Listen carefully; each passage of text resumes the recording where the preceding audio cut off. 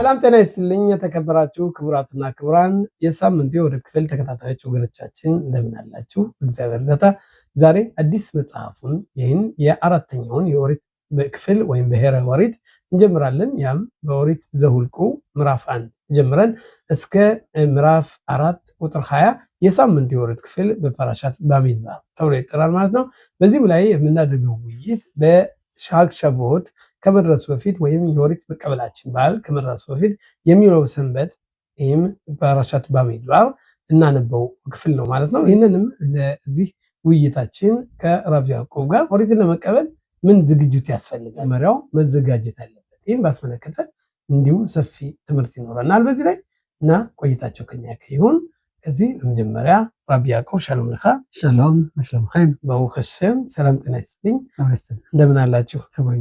ይፍ እና ዛሬ የምንወያየው የፓራሻ ክፍል ፓራሻት ባሚድባር ነው እና በዚህ በኦሪታችን ላይ እንደሚነግረን ከሆነ እግዚአብሔር አምላክ ይህን መጽሐፍ ሲጀምረው ቢዳበር አሸም ኤል ሙሼ በሚድባር ሲናይ በኦኤል ሞኤድ በאחד לחודש השני בשנה השנית ליציאתם מארץ מצרים ይላል። ያም በአማርኛ ሲናይ ተተረጎመው እግዚአብሔር ሙሴን በሲናይ ተራራ ምድረ በዳ በመገናኛው ድንኳን ውስጥ በሁለተኛው ወር በመጀመሪያው ቀን ከግብፅ ምድር ከወጡ በኋላ በሁለተኛው ዓመት እንዲህ ብሎ ተናገረው ይላል።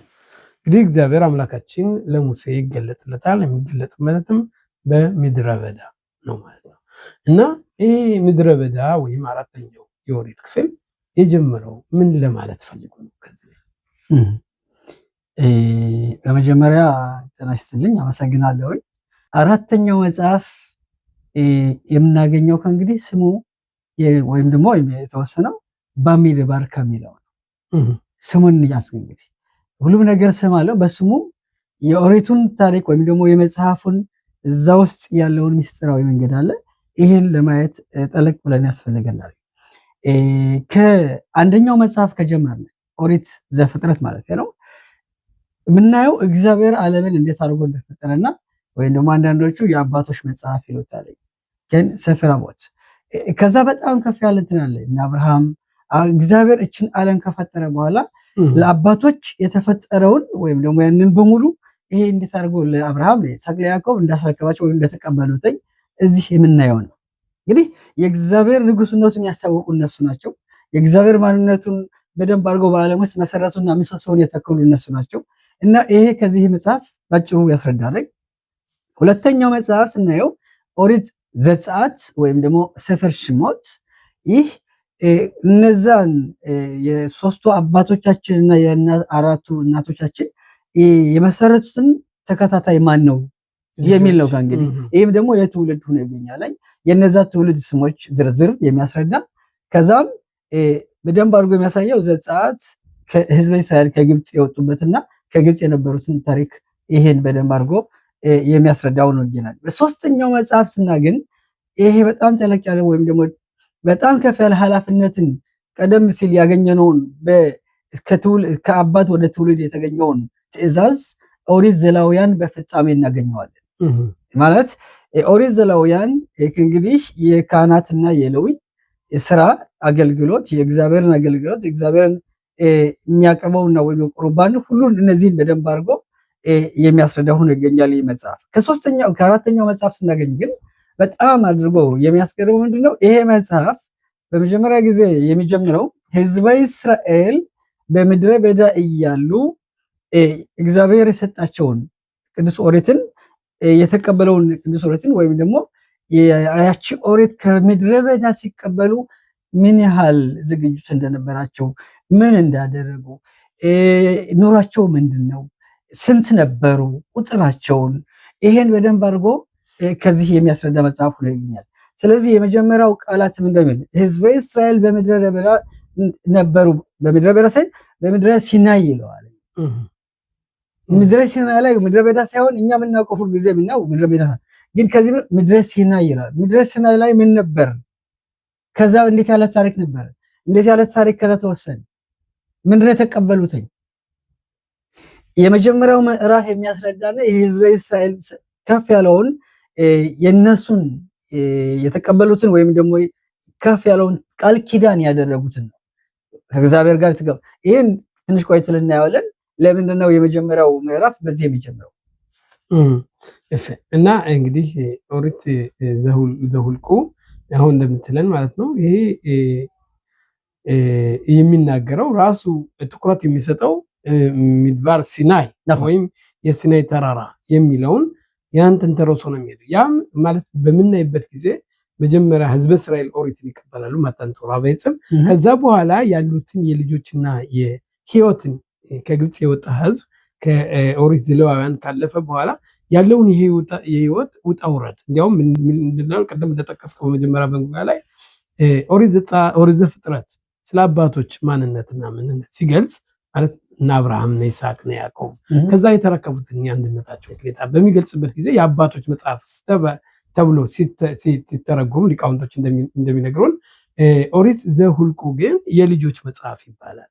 ለምንድነው ልጆች የተባለው? ልጆች እንግዲህ ታሪክን የሚረከቡ ብዙም ጊዜ የህዝበ እስራኤልን ነጽብራቅ የበረሃውን ኑሮ ለማየት ከፈለግነ በኦሪት ዘሁልቁ ላይ በምናይበት ጊዜ ብዙ ውጣ ውረዶች አሉ። ወደፊት በእያንዳንዱ ፓራሻ ገብተን በምናይበት ጊዜ ያሉት ብዙ ችግሮች አሉ። የዚህ ዓለም ኑሮ እንግዲህ ውጣ ውረድ የበዛበትና የኦሪትም ዋና ዓላማ ይህንን ውጣ ውረድ የሆነ ያሉትን እትጋሮች ቻለንጆች ብለን የምንጠራቸውን እነዚህን የኑሮ ግፊት ማለት ነው የሚያሳይና እነዚህ ነገሮች መወጣት የሚችሉ ልጆች ወይም አደራ ተቀባዮች ምን አይነት ህይወት እንዳላቸው ያም ኦሪት እንግዲህ ለዚህ ነገር ዝግጅት ያስፈልጋል። እንግዲህ ለአንድ ሰርግ መጋባት ወይም ትዳር ለመመስረት መጀመሪያ ዝግጅት ያስፈልገዋል። በጣም ልክ እንደዛ ሁሉ በዚህ ህይወት ውስጥ ደግሞ በዚህ መስመር ገብቶ ለመሄድ ብዙ መጀመሪያ ዝግጅቶች አሉ እና ይህንን መግቢያውን ካየን በኋላ የዚህ መጽሐፍ ይዘት ካየን በኋላ የዚህ ዝግጅት እንዴት ነው እንግዲህ የምንገሰግሰው ኦሪትን ለመቀበል በባለፈው እንዳየነው እንዲያውም ሊቃውንቶች እንደሚሉት ከግብጽ ከወጡ በኋላ የግብጽ አወጣጥ ዋና ዓላማ ኦሪትን በሲናይ ተራራ እንዲቀበሉ ነው። ያም አሁን ባለንበት ሰዓት ላይ የኦሜር ቆጠራ ብለን የምንቆጥረው 49 ቀን ከዛም 50ኛው ቀን ኦሪት የተሰጠው እና ይሄ እነዚህ ቀናቶች ራሱ 49 የሆኑት በባለፈው ሳምንት እንዳየነው 49 ዓመት ከቆጠራችሁ በኋላ በ50ኛው ዓመት ኢዮልቪ ይላል። የተለያዩ 50 ቀናቶች አሉ። እነዛ ማለት ምንድነው እዛ ላይ ያየ ነው በባለፈው ሳምንት ያ ሲያገለግሉ የነበሩ አገልጋዮች ገንዘብ አጥሯቸው በተቀጠራነት የኖሩ በአገልጋይነት የኖሩ ሰዎች በ50ኛው ዓመት ነፃ ይወጣል። ሁሉም መሬት ወደ ርስቱ ይመለሳል። አገልጋይ የነበረው ወደ ነፃነቱን ይወጣል። ከዛ እንደገና ሪስታርት የምንለው እንደ መጀመሪያ እንደገና መጀመር አለባቸው። ስለዚህ እንግዲህ የዚህን ነገሮች ለመገንዘብ እንዴት ነው መዘጋጀት ያለብን ታዲያ? በጣም ጥሩ። በመጀመሪያ ከዚህ ቀደም ሲል እንግዲህ እንዳልከው በጣም ደስ የሚለው ኦሪት ዘሁልቁ የልጆች ወይም ደግሞ የትውልድ መጽሐፍ ተብሎ ከዚህ ላይ ሁለተኛውን ስም የተቀበለው እንግዲህ በአብራሪና ወይ በተለያየ ሳይት ይሄ ከፋሲካ የመጀመር ነው ማለት እነዚህ 49 ቀኖች አሁን እንዳልካቸው እነዛን ከፋሲካ ጀምረን የቆጠርናቸውን የፋሲካውን መነሻውን ማየት አለብን።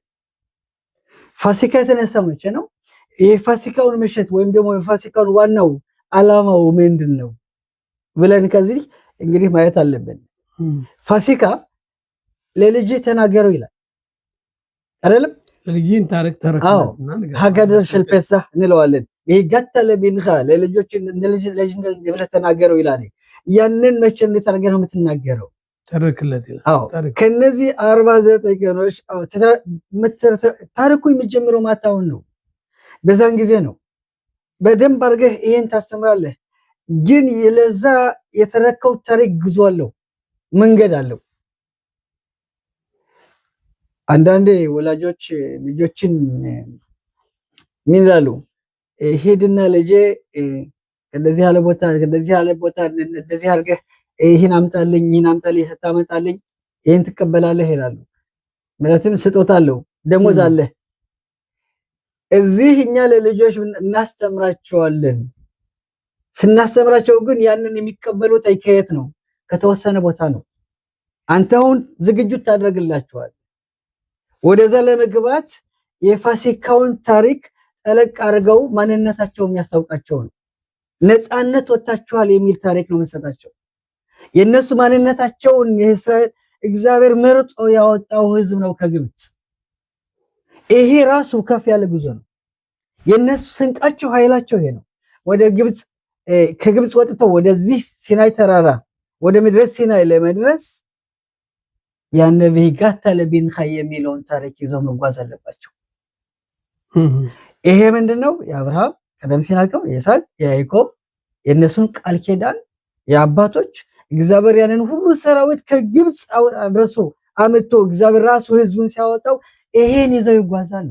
የት? ወደዛ ሲናይ ተራራ ወይም ደግሞ ወደ ምድረ ሲናይ።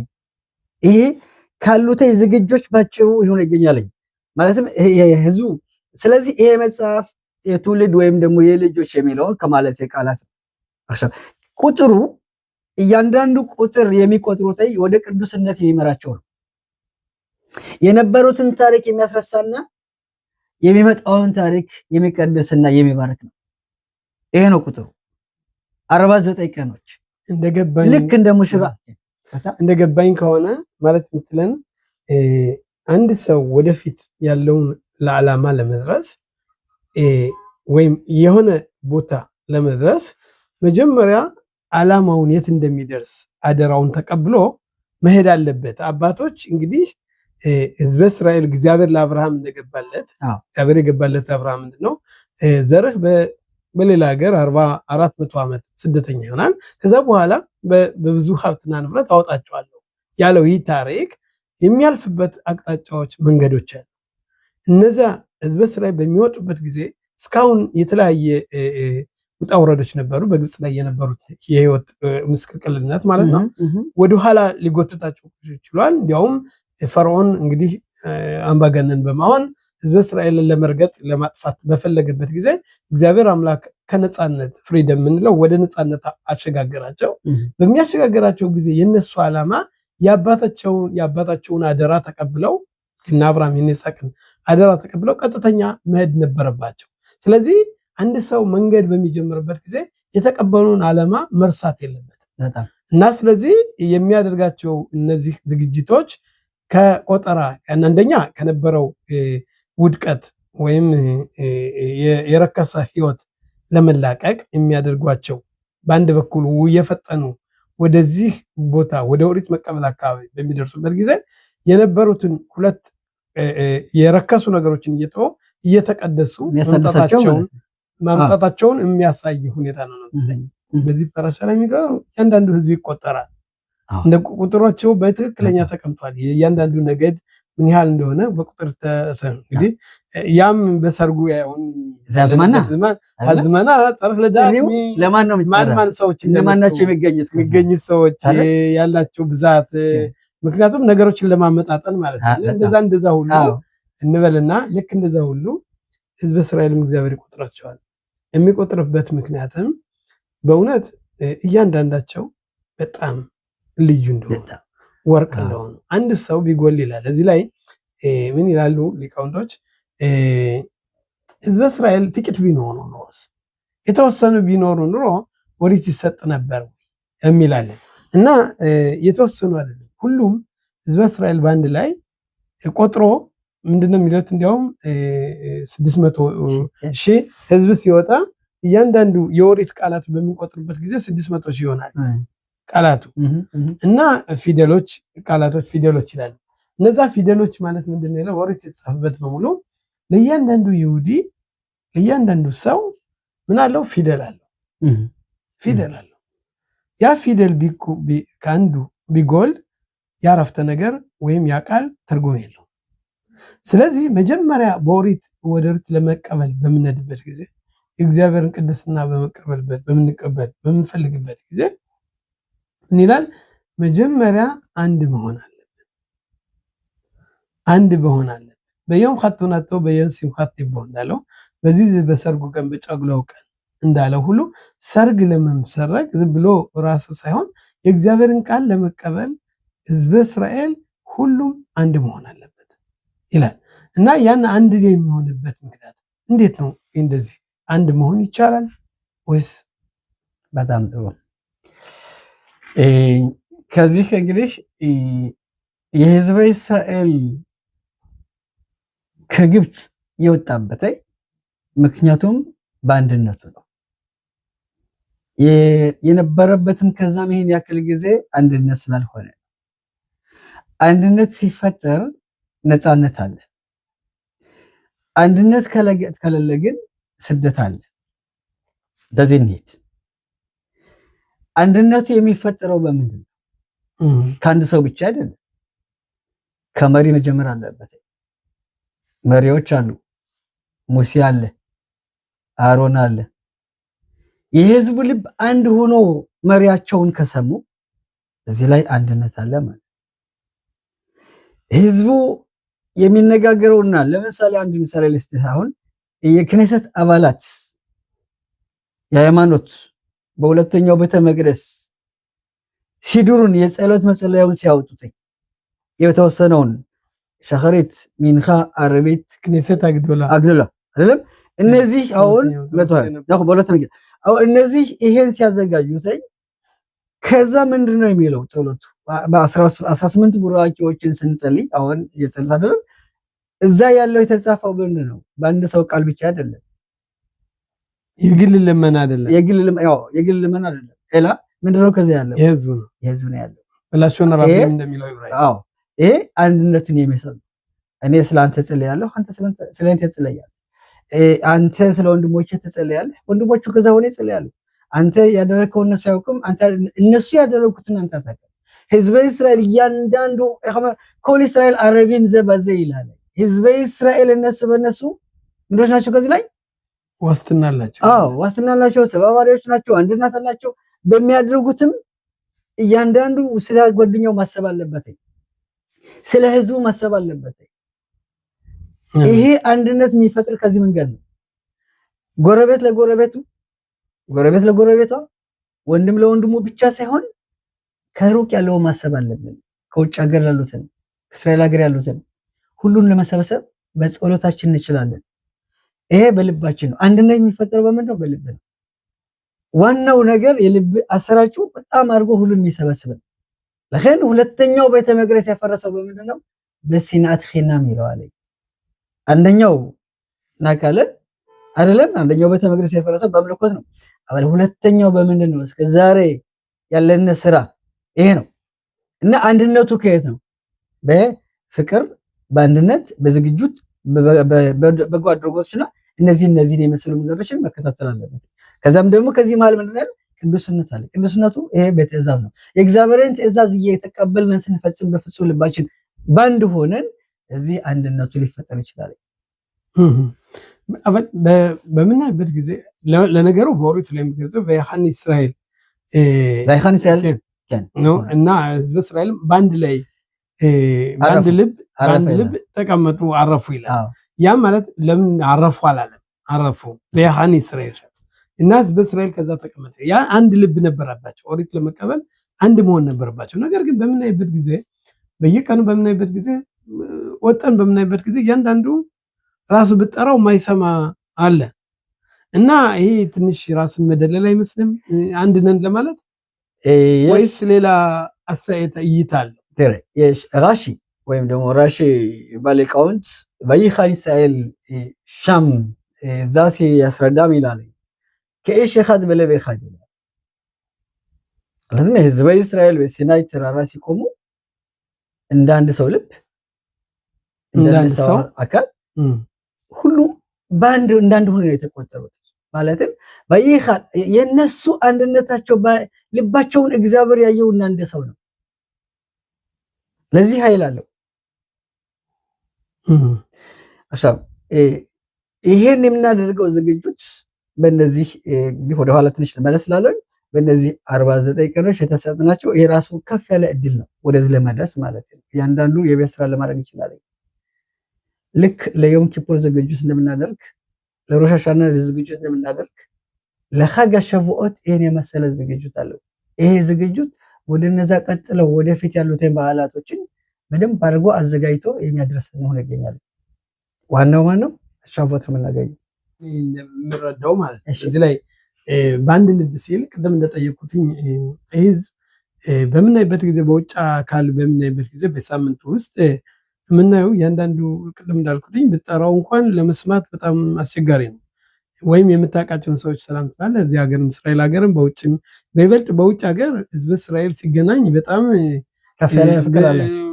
ፍቅር አለ። ባታውቀውም እስራኤላዊ እስራኤል ላይ የመጣ ብትለው ወይም በተለያዩ ወገኖቻችን በተለያዩ ዓለማት የሚጠብቁ እንዲሁም በኢትዮጵያ የሚጠብቁ ወገኖቻችን ከዛ ያላቸው ናፍቆትና አንድ እስራኤል ሀገር መጣ ሲባል በጣም ብርቅ ነው የሚመስላቸው። በእውነት አንድ ነገር ራሱ ሌሎችም ህዝብ ማለት በጣም እስራኤል ሀገር መኖሩ ኢየሩሳሌም ነው የመጣ ብትል አሁን በኢትዮጵያ በጣም ተፈቃሪነት አለው።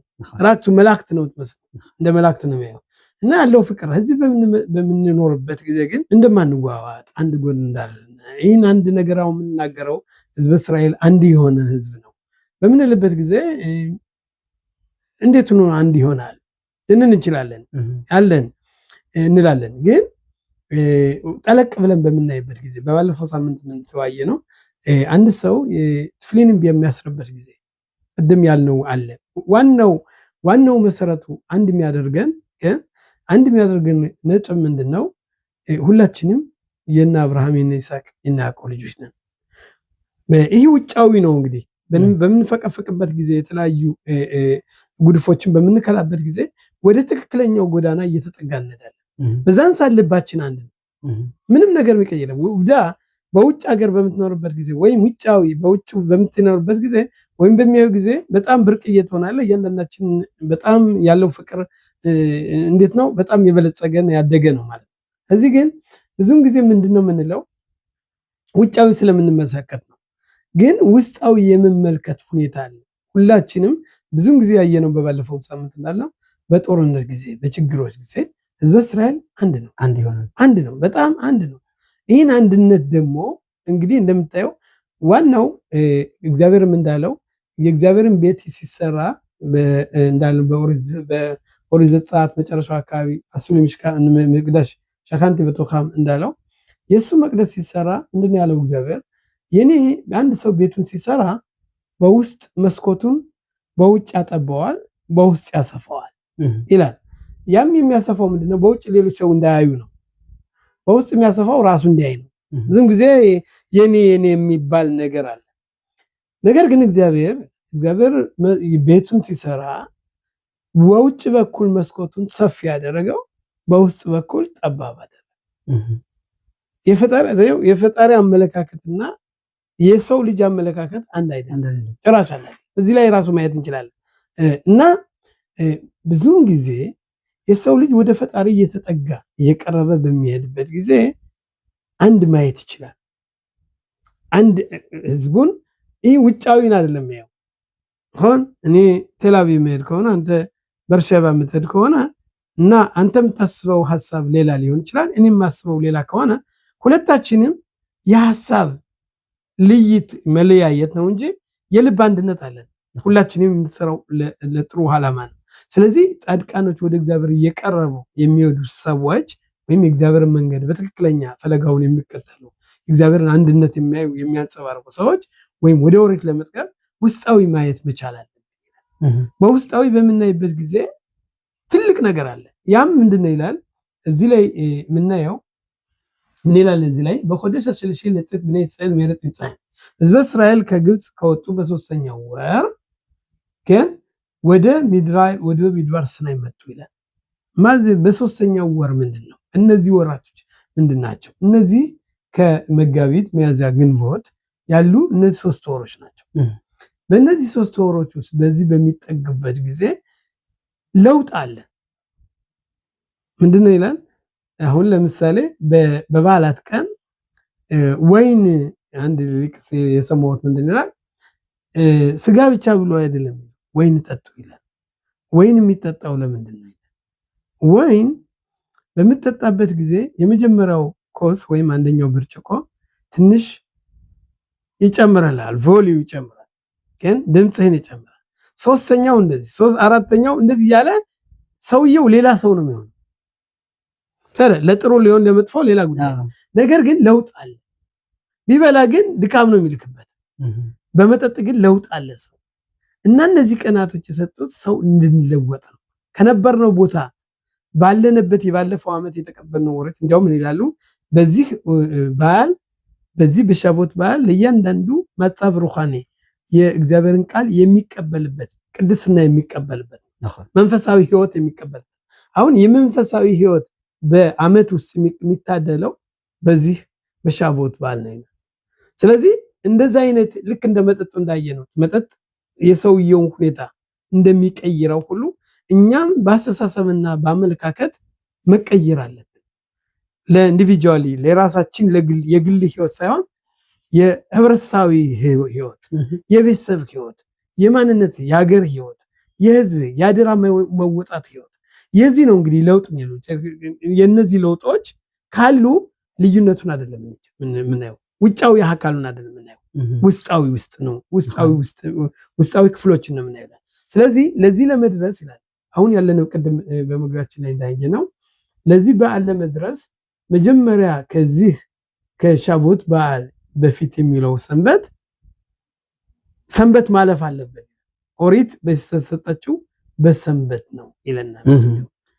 እና ኦሪት በሰንበት ቀን ሰንበት በምናይበት ጊዜ ሁሉን አንድ የምታደርግ ሰንበት ሰርተን አይደለም የምንተቀበለው ወይም በጥሩ ስራችን እግዚአብሔር ሰንበት ከእግዚአብሔር የተሰጠነው ስጦታ ነው። ምንም ነገር ሳናገራግል በኦሪት ዘፍጥረት ላይ እንዳለው እግዚአብሔር 6 ቀን ሰማይና ምድር ሰርቶ በሰባተኛው ቀን ያረፈበት ቀን።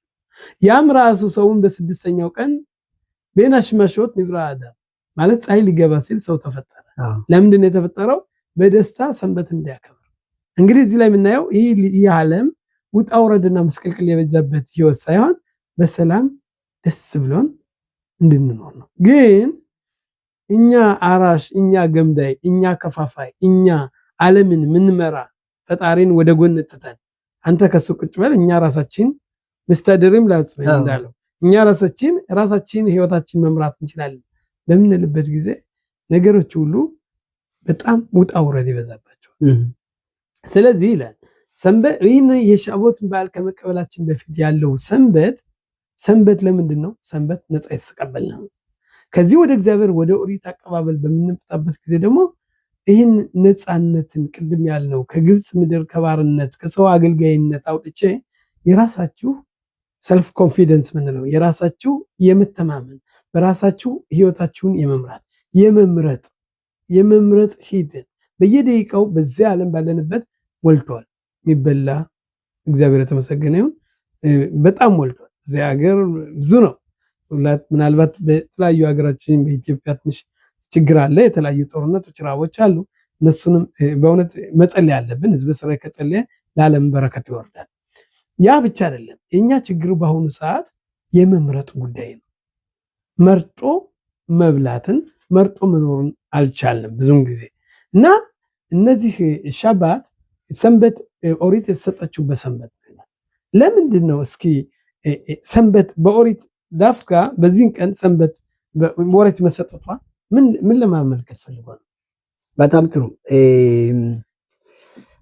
የኦሪት እንግዲህ መጽሐፉ እንደሚለው እግዚአብሔር ሰማይንና ምድርን እንግዲህ ዓለም ሲፈጥር ማለት ነው በመጀመሪያ ለሕዝበ እስራኤል ተብላ የተቀመጠችውን ወይም ደግሞ እግዚአብሔር ዓለምን የፈጠረባትን ከፍ ያለችው ኦሪት ገና ዓለም ሳይፈጠር በልክ ተባለ ወደ 974 ዓመት የነበረችውን ቅዱስ ኦሪት ትውልድ ማለት ነው።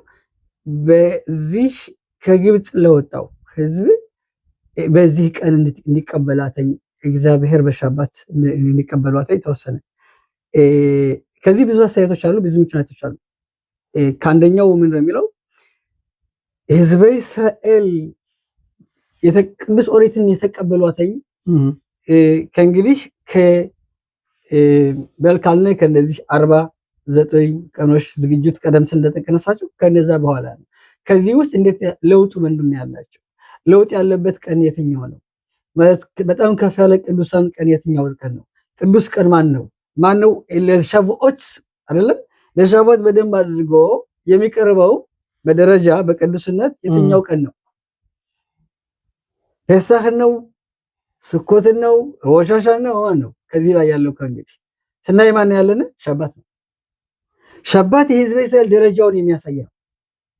የህዝበ እስራኤል ተመረጫውን ህዝብ ቅዱስነቱ ከዛ ተጨማሪ ለውጥ አለው። እخمر ايش በሻባት ንሸማ የቲራ ይላል። እዚህም በሸፍኦት ለህዝበ እስራኤል የተቀበሉትኝ ቅዱስ ኦሪትን እንዴት ያለ ለውጥ ነው ከዚህ ያላቸው? መንፈሳዊ ነው አይደለም? ይሄም ከየት ነው ያለነ? በሻባት ነው ያለነ። ለከን ሻባት ዝመት በየውም አዘ በሻባት ህዝበ እስራኤል እንዲቀበሉ የተባለው ወይ የተወሰነው ያችን ቅዱስ ኦሪት በዚህ ምክንያት ነው ይገኛል። ይሄ አንደኛው ነው። ቀደም ሲል በተጠቀሰው አንድ ነገር አለ። የህዝበ እስራኤል ከፍ ያለውን መንገዳቸውን ዝግጅት ሲያደርጉ ስናየው በጣም አንደኛ ምናያቸውን በጎረቤት ብቻ ቀደም ሲል ሳለ ወይም ደግሞ በህብረተሰቡ ብቻ ሳይሆን ይህ ለውጡ የሚመጣው ከአንዳንድ ሆኖ ይገኛል። እያንዳንዱ ባንድ ሆኖ ራሱን ሰብስቦ ራሱን ተቆጣጥሮ ራሱን ለውጥ ካደረገ አይደለም አደርገዋለሁ የሚል ሐሳብ ካለ ቅዱስነትን የሚሸመተው ቀደም ሲል በዚህ መንገድ ሆኖ ይገኛል። የሁላችን አንድነታችን የሚፈጥረው እያንዳንዱ ውሳኔ ሲያደርግ ለራሱ የሁላችን መንገድ አንድ ይሆናል። ሁላችን ደግሞ በመቻለን ባለው በዛ እርምጃ መሆን አለብን። እንዴት ነው የሚሉታኝ ትልቆች? አንድ ሰው አስቦ አንድ በሬ አስቦ ሊሆን አይችልም አይደለ? የመተባበር ሁኔታ በጣም ይሄ መሆን አለበት ማለት እና የቅዱስነት መንገድ ወደዛ ነው የሚያደርሰና ማለት ነው። ይሄ መሰለ መንገድ መሆን አለበት። ሁሉ ሲተባበርና ሁሉ ባንድ ሆኖ ለራሴ ፍላጎት ሳይሆን ለራሱ አይደለም ለህዝቡ ይሄ ነው መንገዱ ካልኩኝ በዛ መሄድ አለብኝ። የሁላችን መንገድ ይሄ መሆን አለበት። ከዛ ሲሆን ምንድነው እያንዳንዱ የሚገነባው አንድ ሆኖ ይገኛል። አንተ የምታደርገው እኔ የምታደርገው በተለያዩ ሰዓቶች ሊሆን ይችላል፣ ግን አንድ ነው መንገዳችን። እዚህ ላይ የሚጨምረው ምንድነው የሚሉት ለምንድነው በሰንበት የተሰጠችው? ብዙም ጊዜ በምናይበት ቅድም እንዳልነው ሰው ደረጃ በምናይበት ጊዜ 5ቱን ቀን ሙሉ ይበልጥ 6ኛው ቀን ያው ዓርብ ነው። 5ቱን ቀን ሙሉ ከእሑድ ጀምሮ እስከ ሐሙስ ባሉ ቀናቶች ሰዎች እኛ በሩጫ ነው ያለ ሸሸት ያሚም ታቦት በየማሽቤት ማራቶን እና እነዚህ ቀናቶች አሉ። በዛን ሰዓት ብዙም ጊዜ ከዚህ ዓለም የሚያወጡ ነገሮች አሉ። እዚህ ዓለም ወይም ዓላማችን እንድንረሳ የሚያደርጉ ነገሮች ምንድነው? የስራ ጫና፣ የህይወት ጫና የምንቀነጅበት ያንን ወደንም ሊሆን ይችላል ወይም የተለያየ ነገሮች አሉ። እንግዲህ እንዴት ነው የሚሉት ትልቆች ሆድ ይበቃል ብለው ካልተውት በጣም በቃኛ አቅም ያ ማለት የእግዚአብሔር ከሰጠን ጸጋ በረከት ውስጥ አንደኛው የፍላጎት ጉዳይ ነው። ፍላጎት ጉዳይ በምንወያይበት ጊዜ ሊቃውንቶችም እንደሚነግሩን 100 ብር ያለው 200 400 ይፈልጋል። 400 ያለው 5000 ሚሊዮን ያለው 2 ሚሊዮን ይፈልጋል። ከሚሊዮን በላይ ያለው አንድ ሀገር የሚገዛ 2 ሀገር 3 ሀገር ቀኝ ግዛት ለመግዛት ይፈልጋል። እና የሰው ልጅ ህይወት አንሊሚትድ ነው፣ የማያልቅ ነገር ነው። ጭራሽ መጨረሻ የሌለው ያ ፈጣሪ ነው። እንግዲህ እግዚአብሔርም ከሰው ልጅ ከእግዚአብሔር ጋር የሚገናኘው የዚህ ሁኔታ ነው፣ የረጾን ወይም የፍላጎት ጉዳይ ነው። እና እነዚህ ፍላጎቶች የሚገደቡት ፈጣሪም እኮ ምን ያለ ማለት ራሱ ቤቱን እየገነባው ያለ 6ኛው ቀን በሚደርስበት ጊዜ አንተ ስለ ቤቱ ግንባታ ማሰብ የለብህም። ራሱ እንደሚሉት ይህንን ቦሎኬት እዚህ ላይ አስቀምጣለሁ፣ ይህንን አርማታ በዚህ ያደርጋለሁ፣ ይህንን እንትናን ቀጥራለሁ ብለህ ልትናገር አትችልም። ራሱ ግን መናገር አትችልም። ያ ከሆነ እንግዲህ በሐሳብ ደረጃ ይከብዳል። አንድ ሰው ነገ ልሄድ ነው ራሱ እንደዚህ ማድረግ ነው እሑድ እንደዚህ ነው ብዙ ፕሮግራሞችን በሰንበት ይታቀባል። በሰንበት ምንድነው ሁሉም ስራ እንደተሰራ አድርገው የለም ማሰባችን። በዛን ሰዓት ሰው ወደ እውነተኛው ዓለም ይመጣል። ብዙም ጊዜ እንግዲህ አንድ ሰው አንድ ቀን ብቻ ነው ያለህ የምትኖረው ከተባለ በጣም ሊሚት የሆኑ የተወሰኑ ነገሮች ብቻ ነው በነዛ ውስጥ እንቅስቃሴ የሚያደርገው የመምረጥ እነዚህ ማድረግ ያለብኝ ጊዜ የለኝም። ብዙም ጊዜ እና እነዚህ ነገሮች ስላሉ በሰንበት ምን ይላሉ ሊቃውንቶች? በሰንበት ኦሪት የተሰጠችበት ምክንያት ይህ ዓለም ቁሳዊ ነው። ይህ ዓለም ስጋዊ ኑሮ ነው። በስጋዊ ኑሮ ሁነህ የእግዚአብሔርን ቃል ልትሸከም በጣም ይከብዳል። የፈጣሪን መንገድ ከሱ ጋር ለመሄድ በጣም ይከብዳል። ስለዚህ ከተራራው ላይ ወጣ ማየት አለብን። ማለት ከተራራው ላይ ማለት ምን ይበጀኛል? ምንድነው የሚሆነው? ሰዋት ኪሎ ይህ ገንዘብ ሁሉ እኔ ምንድነው የሚያደርግ? ይህ ሀብት ኑሮ የሚያንቦጀቡጀኝ ምንድነው? የሚያሮጠኝ ምንድነው? ሰውንስ ምጠላው ምንድነው? ሰውንስ ባልዋለበት የማነሳበት ምክንያት ምንድነው? በዛን ጊዜ ሂሳብ በሚያደርግበት ጊዜ ፈቀቅ ብሎ ማለት ነው ከነዚህ ነገሮች ሁሉ ገለል ብሎ በሚያስብበት ጊዜ ያለው ሐሳብ ግን ያለው ሐሳብ ይሰበሰባል። ሐሳቦች ይሰበሰባሉ፣ ወደ እውነተኛው ሐሳብ ይገባል። እነዛ ሊሚት የሆኑ እነዛ የተገደቡ ነገሮች ሁሉ በጣም ይወጣሉ። ሰው በትልቁ ማሰብ ይጀምራል።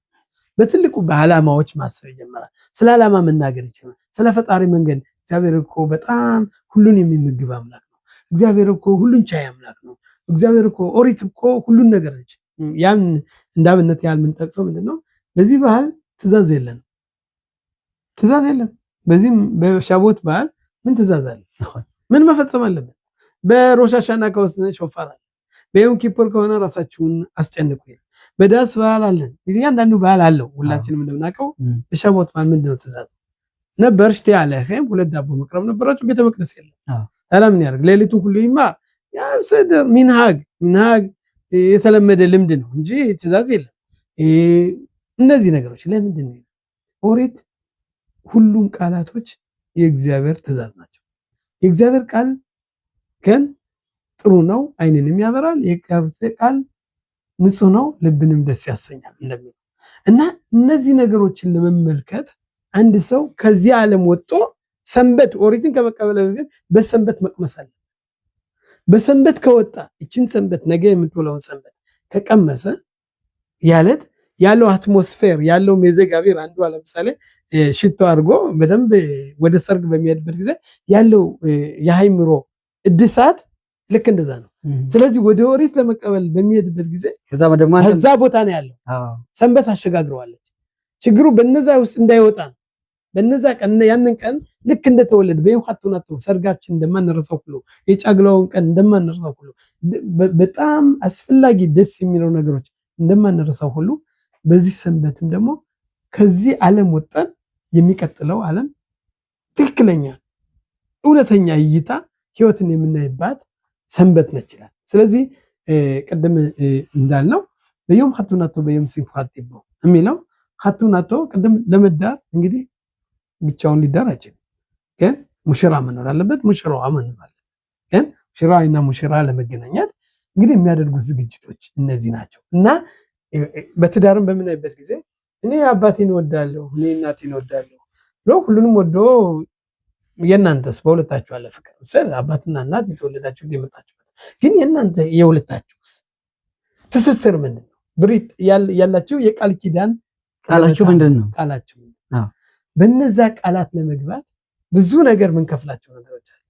አሁን በትዳር ውስጥ ይከፍላል ክፍያ ሁሉም ማወቅ አለበት። በትዳር አልከፍልምና ትዳሬ የሞቀ የደመቀ ይሆናል የሚል በእውነት ሊሆን አይችልም አይደል? ክፍያ አለው። ማንኛውም ነገር ጥሩ ነገር ክፍያ አለው።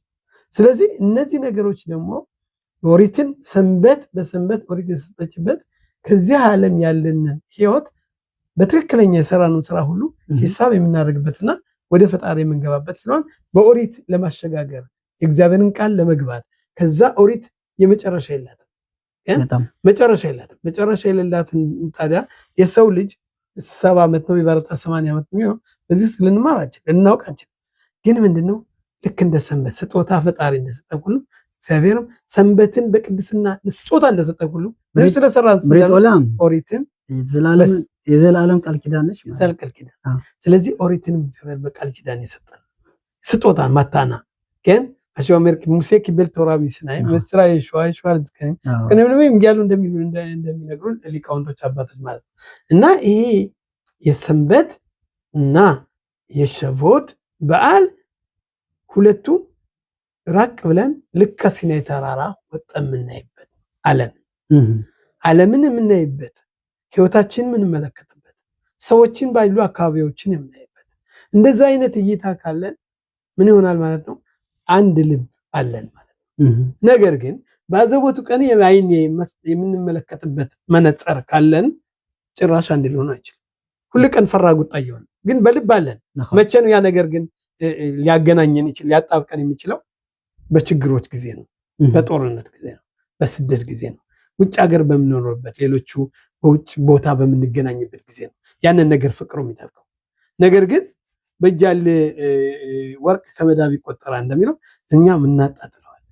ስለዚህ እንደዚህ አይነት ህይወት ወይም ሀሳቦች መታለል የለብንም። ስለዚህ ሰንበት የምትሰጠን ማለት ነው ምስጌረት እንደምንለው ማለት ያንን ነገር አቅፎ የሚይዝ በዛ ጎዳና መግባት እንዳለብን በዚህ ላይ ያሳየናል ማለት ነው እንደሚመስለኝ። ከዚህ ላይ መጨመር የፈለጉት ማለት ነው። በጣም ጥሩ ደስ ይላለኝ። ከዚህ አሁን እውነት እንዳልከው ሀገ ሸቦት ወይም ደግሞ ግንቦት 6 ቀን ይህ በዓል በእውነት የተወሰነ ትእዛዝ በዚህን ቀን አድርግ የሚል በጣም የለም። ምልክቶች ያላቸውን ማለት ነው። አዎ ወተት ምግቦች አሉ። የወተት ምግቦች እንመገባለን፣ እንበላለን፣ እናዘጋጃለን። ግን ይሄ አልተጻፈም። ከእንግዲህ የምናገኘው ባህላዊ መንገድ ባህላዊ ነው። እዛም ሊቃውንቶች የሚያስረዱና ከዛ ላይ ለምንድን ነው እነዚህን ምግቦች የምንመገባቸው? አንደኛው ህዝበ እስራኤል እዚህን እንደዚህ ያለ በጣም ከፍ ያለ ስነ ስርዓት ሲደርሱ በዛን ጊዜ ስጋና ወተት ለይተው ለማዘጋጀት እቃዎቹን ለማዘጋጀት ጊዜ ስላልነበራቸው እና የወተቱን ዕለታዊ ምግብ ያገኙትን ለመጠቀም የቻሉበት በዛ ሆኖ ይገኛል። እዛ የተለመደ እስከዛሬ በሸቦት በዓላት የምንመገባቸው ምግቦች ወተቱን ይገኛሉ። ይሄ አንደኛው። ሁለተኛው ምን ይላል? የወተት ምግቦችን የምንመገባቸው ምክንያቱ ምንድነው? ኦሪትን እንግዲህ ኦሪት በብዙ ነገሮች ትመስላለች አይደለም? ይሄ ሁለተኛው ምንድነው? በኦሪት በወተትን ያመስላታል። ኦሪትን በማር እንደ ማር ትጣፍጣለች ይላሉ። ብዙ እንደዚህ አሉ። እነዚህን የመሳሰሉ መንገዶች አሉ። እነዚህን የመሳሰሉ ምሳሌዎች አሉ በኦሪትን አስመስለን የምንደርስባቸው እና እነዚህን ለማስታወስ ይሄ ለማድረግ የእነዚህን ምግቦች አይነቶች እናደርጋለን። ከዚህ ላይ የምናየው የሸቦት ዝግጅቱ ቀደም ሲል እንደጠቀስናቸው አባል በሸቦት ቀን ዓላማው ምንድን ነው? እሺ ይሄ ቀን የኦሪት ተቀበልንበት ቀን ነው። ምን ማድረግ አለብን? ምንድነው የምናደርገው? ኦሪትን ተቀበልን። እሺ ምን ማድረግ አለብን? እዚህ ሊቃውንቶች ሲያስረዱ ምን ይላሉ? ይሄ ቀን ይሄ ምልክት አያስፈልገውም። ምልክቱ ኦሪት ነው። ስራው ኦሪት ነው። የተቀበልነውን በዛን ጊዜ መማር አለብን። ስለዚህ እስራኤል ምንድን ያሉ እና አሴ በንሽማ ነው ያሉት። ምንድን ያሉት? እናደርግና እናደርጋለን፣ እንስማለን። የተቀበልነው ማድረግ አለብን። አውላማ አስያ ይሄ ዓለም የስራ ዓለም ነው። የዚህ ህዝብ ኃላፊነቱ ምንድን ነው? ለዓለሙ ብርሃን መሆን። ብርሃን ሲሆን ለስራ ይመቻል። ብርሃኑ ማን ነው? ቅዱስ ኦሪት አለች። እችን ኦሪት ቅዱስ ኦሪት ህዝበ እስራኤል ለዚህ ዓለም በጣም ከፍ ያለ ሀብት ወይም ደግሞ ስጦታ ያመጡትኝ ምንድነው ካለ እችን ቅዱስ ኦሪት ነች። ኦሪት ባትኖር ኖሮ ዓለም እንደነበረው ይመለስ ነበር፣ አይፈጠርም ነበር፣ አይጸናም ነበር። ዓለምን አጽንቶ ይዟት ያለ ማን ነው? ህዝበ እስራኤል ከግብጽ ወጣ፣ ቅዱስ ኦሪትን ተቀበለ፣ ዓለም ጸና። ሁሉም ነገር የመጣው ከኦሪት ነው ይገኛል። ስለዚህ ሸቦት ሁልጊዜ የምናደርገው ልክ እንደገባሽ ጀምሮ እስከ መጨረሻ መማር ብቻ ነው። አንድ ነገር የምጨምረው ማለት ነው ቅድም ካልከው ውስጥ ላይ ግልጽ ማብራራት የሚገባው እየማስበው ኦሪት ተቀበልን ማለት ለዓለም ህዝብ ብርሃን እንሆናለን ማለት እንግዲህ ሁሉም የማንኛውም በማንኛውም ዓለም ላይ የሚገኝ ህብረተሰብ ሰው ማለት ነው ሀገር መጽሐፍ ቅዱስ ያልተተረጎመበት ሀገር የለም። ስለ መጽሐፍ ቅዱስ የሌለበት ቦታ አጉራት ጭራሽ የለም። ያ ማለት ይህ መጽሐፍ ቅዱስ ከየት መጣ በምንልበት ጊዜ ሰው የሰራው ሰው የጻፈው ነው ወይ ወይስ አንድ ሰው ያመጣው ነው ወይ በምንልበት ጊዜ የዓለም ህዝብ በሙሉ ከአስከፈ ድረስ ህዝበ እስራኤል ከግብጽ እንደወጡና በሲናይ ተራራ ፈጣሪ ተገልጾ ኦሪት እንደሰጣቸው ከመጀመሪያ ከጥንቱ ያለ እውነተኛዊ ሐቃዊ እውነታዊ ነው። ይሄ ነው እንግዲህ ያንን ብርሃን ምንድን ነው የሚያደርገው? አንድ ሰው የተለያየ ምግብ መብላት መጠጣት እንዳለበት፣ ስጋዊ ህይወትን መምራት እንዳለበት ብሎ መንፈሳዊ ህይወትን መርሆችን ለመምራት ህግና ደንቡን የሚያገኘው ከኦሪት ነው።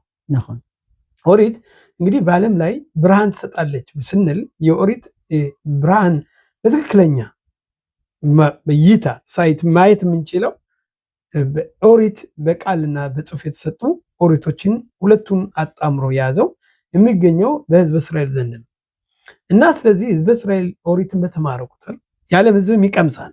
ግን አባለተ ድግሱ መጥቶ በደንብ መመገብና የዛው መሆንና መቅመስ ልዩነት አለ።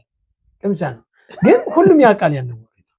ለዚህ ነው ብርሃን ከጽዮን ከኢየሩሳሌም እውቀት ትፈልቃለች ነው።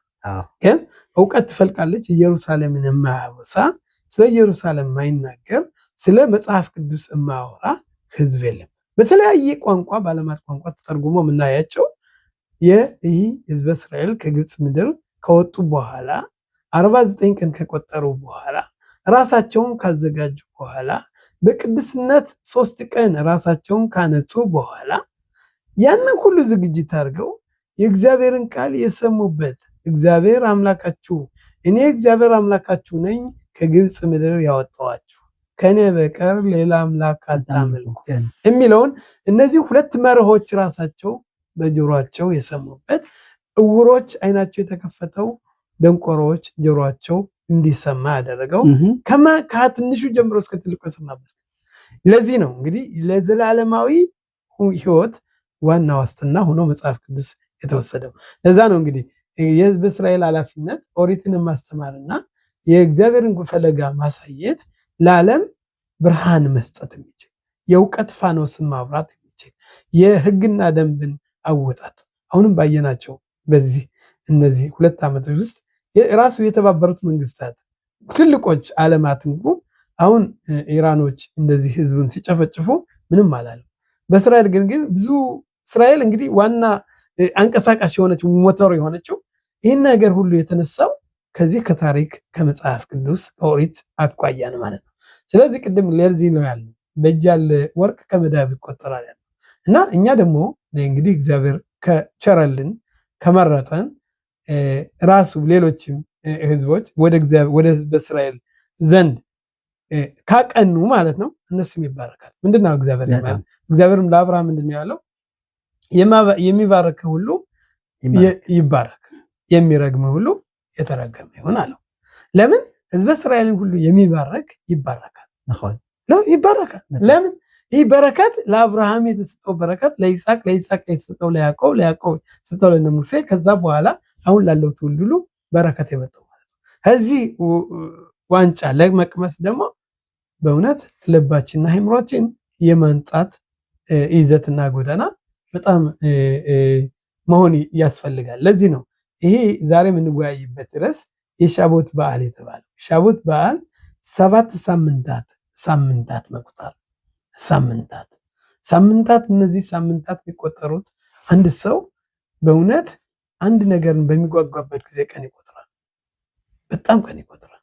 እነዛ ቀናቶች መቼ ነው የሚደርሱልኝ በማለት ሁላችንም ምንድን ነው የሚሉት በኦሪት ላይ እቺ ቀን ዛሬ ለዩ ከሐዳሽም በኮልየም በየቀኑ አዲስ ይሆኑልኝ። እግዚአብሔር ቃል አዲስ ነች። ሁሉ ቀን አዲስ መሆን አለበት፣ መሰልቸት የለበት። ትናንትና ጸሎት እጄ ነበር ዛሬ ለምን ሄዳለሁ? ትናንትና እነዚህ ነገሮች መሆን የለበት። አዲስ መልክ ፈጣሪ አምላክ እስትንፋስ እንደሚሰጠን ሁሉ አእምሮ እንደሚሰጠን ሁሉ እሱ ራሱ ሰጥቶ እኛ እሱ አይደለም ሰንበትን አላዘዘም። ምንድነው ያለው? እኛ ብዙ በሱ ላይ እናመጣለን፣ ግን ፈጣሪ አምላክ ታጋሽ ስለሆነ እሱ ዝም ብሎ ያየናል።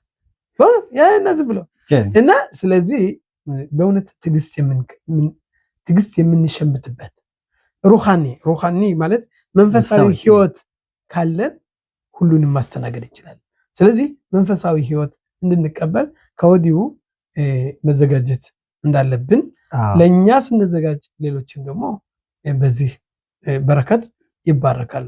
በጣም ጥሩ። ከዚህ ላይ ከእንግዲህ የምናየው በተጨማሪ ላይ እያንዳንዱን ቅዱስ ኦሪትን አሁን ለሚቀርቡትኝ ላሉ ሳምንት በሳምንት ውስጥ ወይም ደግሞ ባሉን ቀኖች ዝግጅት ለመቀበል እያንዳንዱ እንዴት አድርጎ መዘጋጀት እንዳለበት ብለን ካሰብነ እነዚህ አሁን በጣም መልካም ነገሮችን የተባሉትን ይህን ይዘን ለመራመድ እያንዳንዱ ህዝበ እስራኤል አንድ ቃላት ለራሱ መናገር አለበት። ኦሪትን የተሰጠችው ለኔ ነች ማለት አለበት። ኦሪት የኔ ናት ማለት አለበት። እዛ ይህን ጉዞ መሄድ አለበት። እሺ ብራኻ ወይም ደግሞ ቡራክ ያለ ጧት የምንለው በተለይ ኦሪት ስንወጣ የምንባረከዋለን። ግን ገና ኦሪትም ሳይወጣ ጧት ከጧት ጸሎት ይህን ሁልጊዜ እናነባዋለን፣ ሁልጊዜ እንጸልያለን። የጧት ቡራኪዎች አሉ። ምን ይላል? ከዛ ብሩክ አንተ እግዚአብሔር የዓለም ንጉስ አሸር በሐርባኑ የመረጥከን ሚኮል ዓሚም ከዓለም አሕዛብ የመረጥከን ይላል። በማን አባል የዓለም አሕዛብ ከነዛ ውስጥ መረጥከን ይላል። ከመረጥከኝ በኋላ ምንድነው የሰጠኝ? በናታላኑ እተዋቱ ቅዱስ ኦሪትን ሰጠን። የሱን ኦሪት ሰጠን። የሱን ኦሪት በናታላኑ እተዋቱ ለተዋሽል መሽዋ ሸሎ የሱ ከዛስ ብሩክ አንተ እግዚአብሔር በውሃታ ዶና ኖቴን ሃቶዋ ብሩክ አንተ ኖቴን ሃቶዋ ማታይ መጥኖታዋ ኖቴን ሃቶዋ እግዚአብሔር አንተ ኦሪትን ምሰጥ ይላል። መቼ ነው የሚሰጥ? እግዚአብሔር ሰጥቶናል አትልም? የሚሰጥ መቼ? በየቀኑ። ስለዚህ የኛ ይሄ ነው መንገዳችን። እያንዳንዱ እንደዚህ ያለ ሐሳብ ካለው እግዚአብሔር በየጧቱ ስነሳ ነብስን ሲመልስልኝ ህይወት ሲሰጠኝ ያቺ ህይወት ያስተመለስልኝ አይደለም ስራመት ሲሰጠኝ ግሬን ሲሰጠኝ ምን አላለው? አዎ ልክ ነብሴ እንደተመለሰሽ ወደ አኒ ጧትስ እንደሚለው በዛን ጊዜ ኦሪትን አብራ ተዘጋጅታ መጣለች፣ ሰጥቶኛል። ይሄ ነው ዝግጁት። ይሄን ይዤ መራመድ አለብኝ።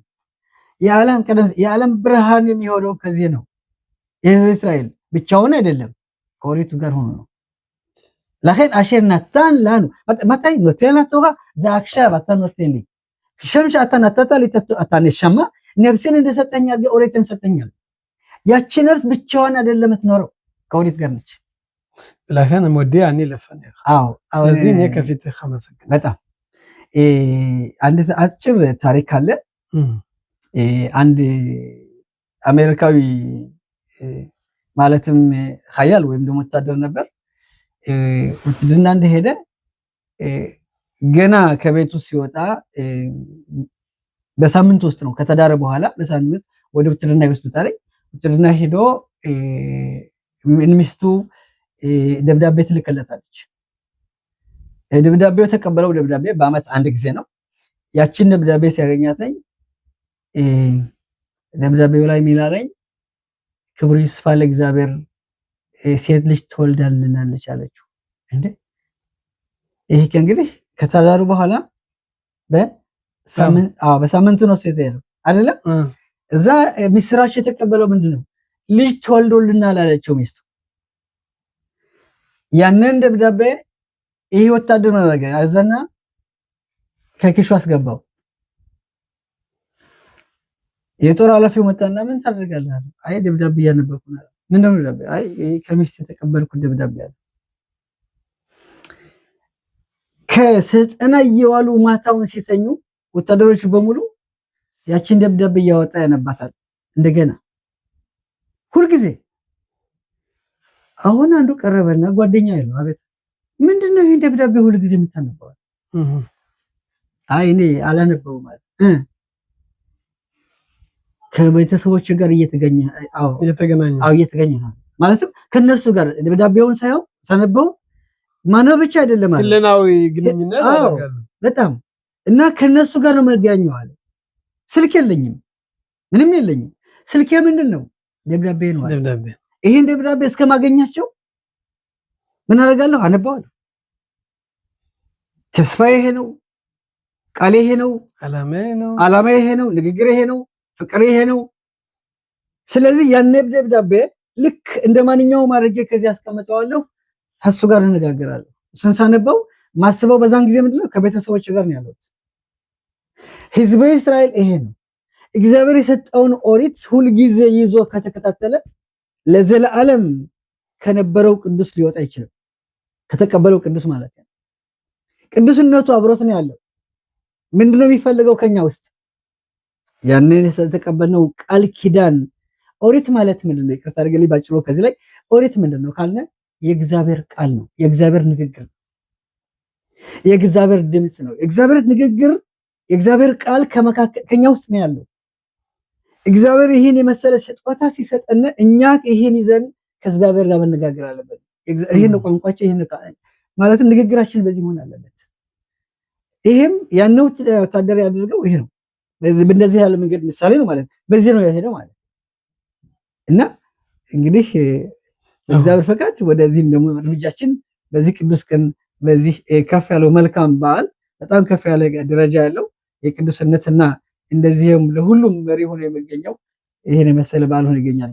አስገፋው ወደ ስለዚህ ነው እግዚአብሔርም የሚለው በመታን ቶራ ማለት ነው ሕዝበ እስራኤል የእግዚአብሔርን ድምፅ ሰሙ ቃሉንም አዩ የሚለው ቃል ብዙም ጊዜ መስማት ነው የሚገባው፣ ግን አዩት የሚለው እግዚአብሔርን ቃል ማየት የምንችለው በምናደርጋቸው ነገሮች፣ በሚከሰቱ ሁኔታዎች፣ ባለንበት የህይወት አመለካከት በምናይበት ጊዜ እግዚአብሔር ለሰጠን ነገር ለላይን መነጠር ስንት ክፈሉ ቢለን፣ ለእያንዳንዱ ስንት ክፈሉ ቢለን፣ ለእያንዳንዳችን በእውነት ብዙ ጊዜ ምንድነው ሕዝበ እስራኤል ለምንድነው ለስደት የተደረጉት የሚለው አንድ ውስጥ አልወዝቫም ተወረደ ኦሪትን ትተው ስለሄዱ ስላቃለሉት የራሳቸውን ቅድም ያልከዋል ኖቴና ተውቃ በየጊዜው የሚሰጠንን አሁን የሚሰጠንን ኦሪት ትተን የህይወት ጎዳና አንድ ኤሌክትሮኒክ የሆነ የቃ የራሱ የሆነ እንትን አለው ኢንስትራክሽን አለው የራሱ የሆነ ወራው ታፋላ ምንለው የራሱ የሆነ እንትን አለው ምን እንዳደረግልን እንዴት መጠቀም እንዳለብኝ ተጽፏል። ችግር እንዳያመጣ ይህንን ብታረገው ይህ የህይወታችን መርሆ ነው እንጂ የማንም ባላባት አይደለም። ለዚህ ነው በሲናይ ተራራ በምድረ በዳ የተሰጠችለው አንዱ የኔ ነው አንዱ የኔ ነው እንዳይል ሁሉም ኦሪት ነፃ ነች።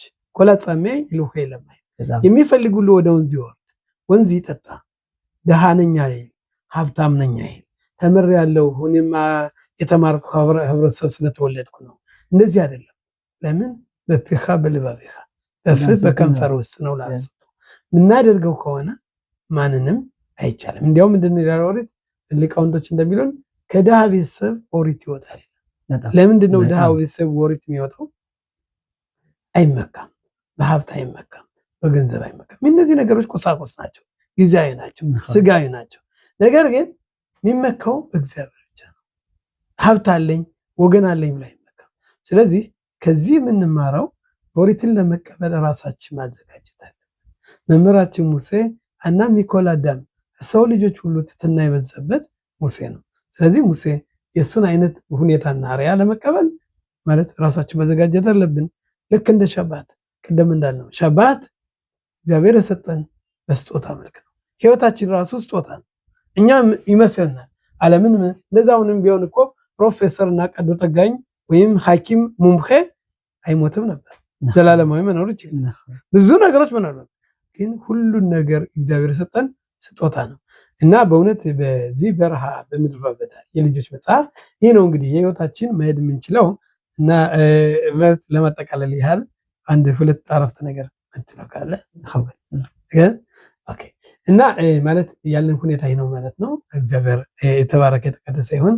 ራቢ ያዕቆብ እጅግ ነው በጣም የማመሰግነው እና እግዚአብሔር አምላካችን ይህንን ደግሞ የሚቀጥለውን ሰንበት አክብረን የሻቦትን በዓል ደግሞ ኦሪታችን ተቀብለን ለሚቀጥለው ዓለም ለሚቀጥለው ዓመት ጥሩ ሰዎች ደግ ሰዎች የበለጡ ደግሞ ፈጣሪ እግዚአብሔር ፍርሃተ እግዚአብሔር የምንፈራና በትክክለኛ በእውነትና በእምነት የምናገለግል ዜጋዎች እንድንሆን የእግዚአብሔር በረከት ይሁን። የሚቀጥለው ሳምንት በሌላ የፓራሻ ክፍል እስክንገናኝ ሰላም ነው። ሸባት ሸሎም።